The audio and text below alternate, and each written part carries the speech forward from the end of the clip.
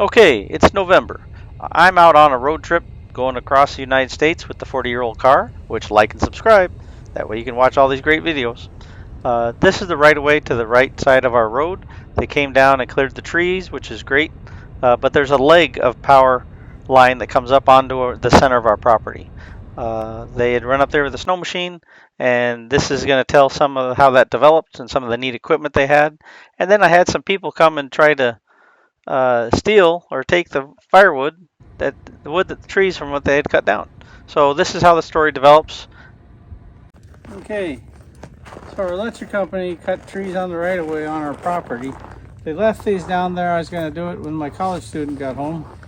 But then I found people this evening taking our logs that were stacked neatly down there on our property that I was going to haul later. Now they're taking them and they're green. So they really can't cut them this year. They got to be seasoned for at least a few months to dry out. So they're heavy, they're wet. It'd be best to leave them down there till they dry and then cut them up and buck them somewhere else. But instead I go down again with the four-wheeler. I should have made 2 trips, but I just wanted to get one and get it done with here this evening. Had good weather. It's supposed to snow, so they're going to be buried, but it's too heavy and not enough tongue weight. And so then the rear end's real light on the four-wheeler. I should have put some logs up on the four-wheeler, but for one person, they're pretty heavy to be moving. So then we live on a hill. So anyway, so I got my logs up here, so at least I can kick them off, let them season, and cut them and dry them another time. But no sense messing with all that green wood. Anyway, that's what we had this evening. I'm on the road trip on the East Coast, and it's 24 below at home, and my wife sends me this footage for how things are developing back home.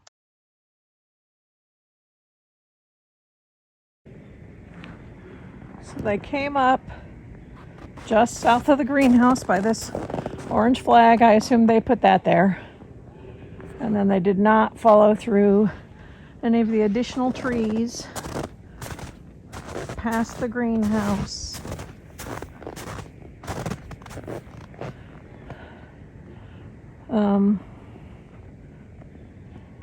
Or over to that connectway. I'm at the driveway, approximately at the orange flag that they marked. Looking through the trees, overhanging their power lines, and then off the driveway. What a trooper, folks. She's out at 24 below, sending me some video on the issues at home. Now, these are where the trees are crowded around the power lines. Of course, it's open down there in the field, so we're just trying to make sure that they realize there's more power up above the greenhouse. They're just marking their hazards and trying to do their right of ways the best they can. But by doing a little documentation, then at least I can send them some pictures and say, hey, could you send some folks back up to analyze this, because the trees are growing like between the power lines. And so I think the tree between the power lines is even more of a hazard than the ones growing on the sides leaning into the power. So we're ready to get it addressed. It was pretty brisk for the guys doing their work because it kicks in this time of year, but they were glad to not have too deep of snow, and they could get out there and chop these up and get it working. There's some there in the back that they'll have to come back in the springtime and get.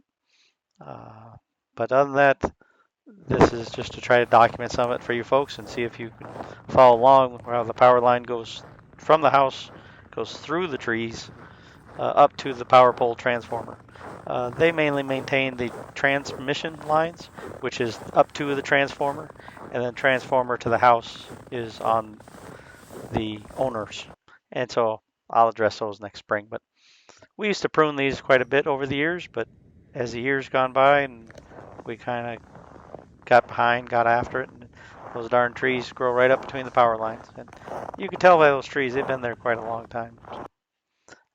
These are some night photos that help kind of help us stand out a little more so you can see where the power lines are and where the trees are. So these are some things that I emailed to them and said, hey, could you please, while you're in our neighborhood, maybe loop back by and try to look at these to see if they need to be addressed. Otherwise, we'll have a heavy snow and it'll ground out the power and we'll have an outage.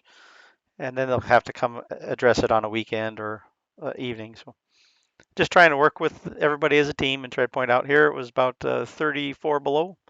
Their equipment was out working. but the equipment tends to act up in the cold weather with hydraulics. But they had their pruner out here, and it's pretty nice to see. Here I was comfortable taking some footage from the house through the window, but then I actually got dressed and got out and got some more footage out in the driveway. But I was trying to make sure to get some in case they were going to leave. I want to have some footage to show folks.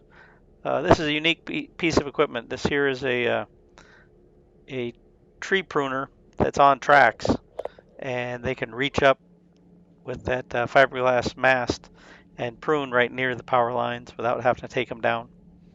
And it's pretty neat to see. What they tend to do is cut the trees in about 6-foot segments, and then they drop to the ground, and they're extremely wet because they're green trees. But then they clean that up and they buck them off to the side and make a nice stack. Usually leave them there and let them dry out because then it's a lot lighter, right? You can also cut them up and move them too. It makes it easier. But these guys, they're about 6-foot segments. But they were so heavy that I ended up uh, tossing them end over end and then leaning them up onto the ATV trailer and sliding them in because they were that heavy. It's pretty awkward to try to bear hug that thing up in there. Sometimes I use little log grabbers. They're pretty nice because they give you a nice handle and they bite into the log when you go to grab it. But I was just trying to address them that evening. I didn't have time to go dig out the tools and stuff. So, but this is pretty neat, showing how they either prune the branches on one side of the tree, kind of makes the tree look a little funky afterwards, but kind of like a Dr. Seuss tree. But then they also went up in there and cut some trees down 6 foot at a time, worked their way down. So I hope you enjoy some of this footage, and we're going to go to the outside camera footage in just a little bit. This here, they're taking the branches and throw them into a chipper, and then the chipper throws it into the truck that's towing the chipper around. Kind of hard to see from the house because all the coverage, but there'll be some more later developing here. So if you get a chance, make sure to like and subscribe and try to grow the channel and see what people like to see, whether my road trip footage, or it seems like a lot of people like watching our footage right here around our home in Fairbanks, Alaska. If you look in through the trees, you can see them dragging the branches down to their chipper. Chipper then shreds it into their truck. Coming up here is the tree pruner, taking all the branches off one side of a tree because that's neighboring their power line, so they just make quick work of that.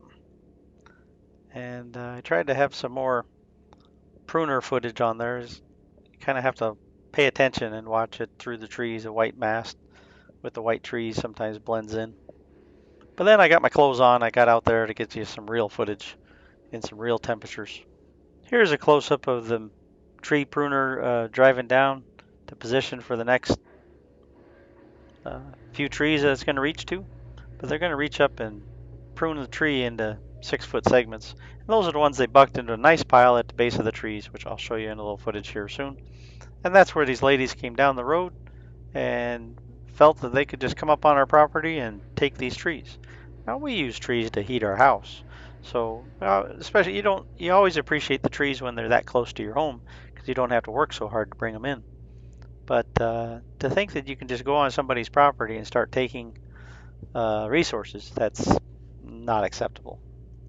Here's another shot of the tree pruner, tree trimmer with its tracks. It's able to maneuver around pretty well and work on the trees that they had. But that's what down in that area is where the big trees were cut into 6-foot sections and stacked. But the people at night, they just thought they could come onto the property and help themselves to easy access wood. What they didn't count on is that they're extremely green and extremely heavy.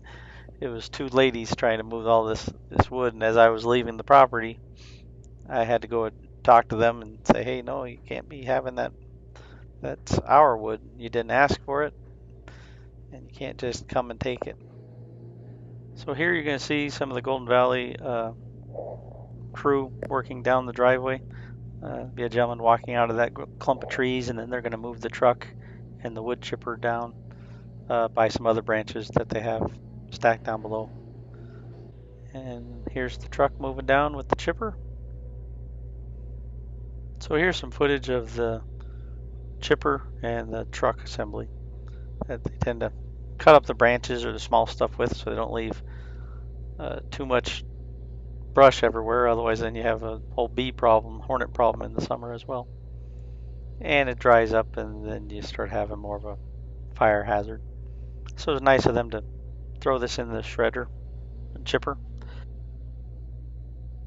Well, that's enough footage of the chipper. I'm going to throw my coat and boots on and run outside in the driveway and get some closer footage of the tree pruner. Try to get some action shots.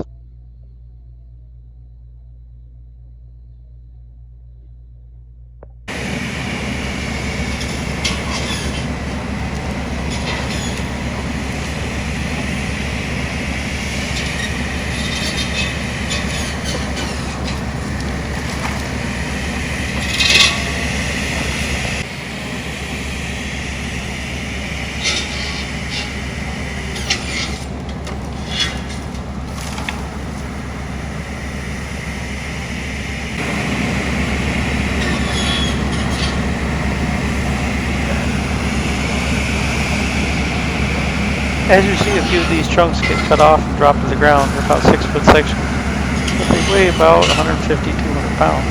So they're pretty substantial. And these two ladies were trying to buck these out through the snow, down the hill, put them into their 4-foot pickup truck bed, which they didn't fit, little Honda Ridgeline. But pretty significant effort just for supposedly some easy to reach wood. But it's green. You can't burn it this time of year. You'd have to season it and dry it out for it to burn cleanly. Otherwise, it's not going to burn very good if it's so rich. But watch the force of these drop as they cut them off.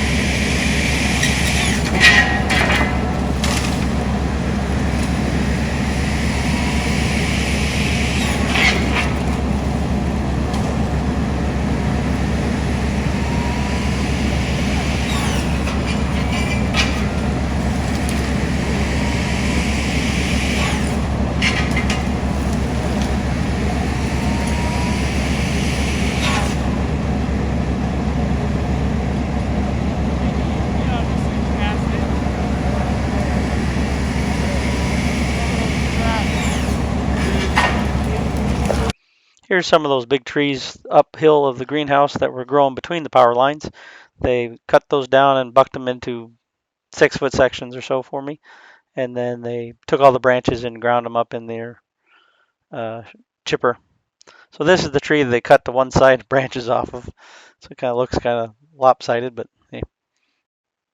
These ladies came up on our property in the night with their headlamps on.